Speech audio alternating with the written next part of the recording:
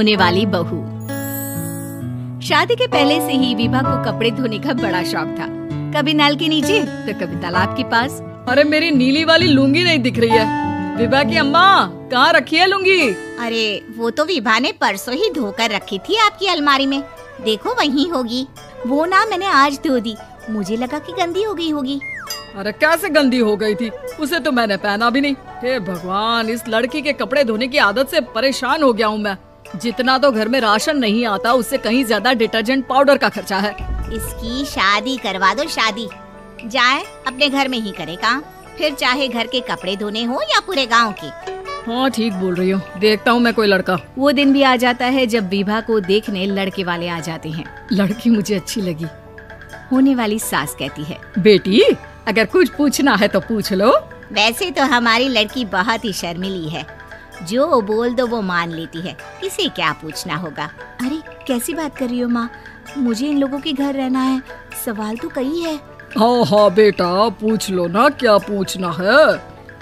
आप लोगों के घर कपड़े कौन धोता है? सास का मुंह बन जाता है। देखो अगर तुम ये कहना चाहती हो कि तुम्हें कपड़े धोने नहीं आते तो सुन लो, कपड़े मैं ही धोती हूँ, लेकिन तुम्हारे आ जाने के बाद मैं रुमाल तक नहीं धोऊंगी। अरे चुप रहना भाग्यवान, बहू बेचारी घर आई नहीं, उसे डराना शुरू कर दिया। वो क्या है ना बिटिया, अभी तक तो ये कल्लू की माँ ही धोती थी, लेकिन अब तुम्हारे पापा तो दहेज में वॉशिंग मशीन देंगे ही। तभी विभा की माँ बोल पड़ती है, सवाल भी पूछा तो क्या। वैसे भाई साहब, मशीन की तो फिर भी कपड़े धोने की कैपेसिटी होती है। मतलब जो बिटिया दे रहे हैं ना विभा, इसे कपड़े धोने का बहुत शौक है। ये आप लोगों के क्या, आस पड़ोस गांव मोहल्ले सबके कपड़े धो दे और उफ तक ना करे। बाहर देखा नहीं आपने कितने कपड़े सूख रहे हैं? सब हमारी बिटिया ने ही तो धोए हैं। बस भी करो ना माँ, शर्म आ रही इतनी तारीफ सुनकर। और तो और एक दाग निकाल कर दिखाओ तो मान जाओ। हाँ अच्छा माफ करना बेटा, मैंने गलत समझा। हमें तो रिश्ता बहुत पसंद है। और ऐसे जुड़ जाता है रिश्ता कपड़े धोने का शौक रखने वाली विभा का। उसकी शादी हो जाती है कोयला फैक्ट्री में काम करने वाले कल्लू के साथ। शादी के बाद अचानक विभा चिल्लाती हुई सास के पास आती है। सासू माँ, अरे सासू माँ कहाँ है आप? ये तो धोखा है, धोखा दिया आप लोगों ने मुझे। इसे ससुर के चक्कर के बारे में पता चल गया। अरे तो उसमें तुझे क्यों धोखा मिला है? अरे नल में पानी नहीं आता, कपड़े कैसे कब धुलेंगे? अच्छा तू पानी नहीं आ रहा उसकी बात कर रही है। तो आपने क्या सोचा? कुछ नहीं। अच्छा तेरी माँ ने कहा था कि कपड़े धोने का शौक है, तुझे याद आया मुझे। शौक बोलकर कपड़े धोने वाले मेरे जुनून को कम ना आके सासू माँ, कपड़ा धोना मेरा गुरूर है। तभी पति भी वहाँ आ जाता है। अभी मैंने इसे सनी देओल की फिल्म दिखाई है, उसी के डायलॉग मार रही है माँ। अच्छा सुन, साफ बता रही हूँ, पानी सुबह 4 से 6 और शाम को 10 से 12 आता है, समझी? विभा टाइमिंग सुनकर हैरान हो जाती है। ये क्या भूतों का मोहल्ला है? सुबह 4 बजे उठकर कौन कपड़े धोता है? 4 बजे टंकी में पानी जाता है, फिर सारा दिन धोना ना, किसने मना किया? अरे कैसी बात कर रही है? 200 लीटर की टंकी में कितने कपड़े धो लूंगी मैं? सुबह ही उठ जाऊंगी मैं। अब क्या था, विभा सुबह 4 से लेकर रात के 12 बजे तक कपड़े ही धोती रहती। एक रोज सास पड़ोस से निकलकर कहीं जा रही होती है कि साथ वाली कहती है, हाँ कल्लू की माँ, जरा ये बताओ कि 2 साड़ी है, 2 ब्लाउज और एक पेटीकोट और एक नाड़ी वाला लंबा कच्छा। हाँ तो? अरे तो क्या कितना लोगी धुलाई, ये बताओ। धोबन दिख रहे हैं हम क्या?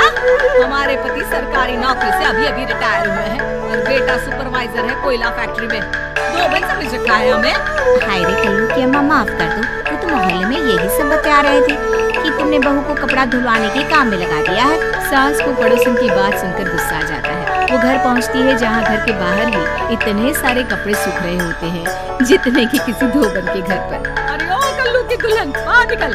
माँ जी यहीं आ जाओ, बाथरूम में चादर धो रहे हैं हम। अरे अभी हम धोते हैं, तुमको बाहर निकलो।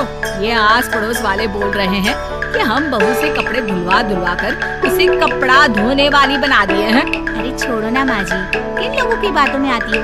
आस पास के लोगों का तो काम ही होता है कि वो किसी तरह सास बहू को लड़ा दे। बहू सारे घर के कपड़े धोती है, ये क्या कम है? बोलिए। सास को भी लग जाता है कि वो बहू का ये संकीपन नहीं छुड़वा सकती, इससे अच्छा है कि खुद ही चुप हो जाए।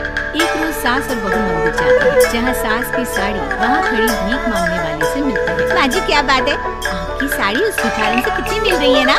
हाँ हाँ देखो तो दोनों की साड़ी मिल रही है। क्या बात है कल्लू की अम्मा, तुम खुद को तो अफसर की बीवी बताती हो और ऐसी सिंपल सी प्लेन साड़ी पहनकर घूमती हो। सिंपल और प्लेन नहीं है ये साड़ी। तो क्या सोने के धागे से फूल बने हैं?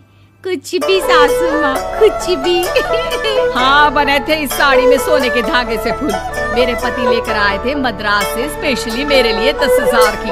ताहे भाई साहब इस भिखारन के लिए भी सेम टू सेम साड़ी लेकर आए होंगे 10,000 की। सास उस वक्त तो कुछ नहीं कहती, लेकिन बहू के साथ घर आती है और अलमारी से एल्बम निकाल कर लाती है। ये साड़ी देख रही है, ये वही साड़ी है जिसे मैंने अभी पहना था। इस साड़ी में ये जो चमकदार फूल दिख रहे हैं ना, ये सोने के धागों से काढ़े गए हैं। लेकिन तू लोकल वॉशिंग मशीन ब्रश से घिस घिस कर सारे फूलों को निकाल कर साड़ी प्लेन कर दी।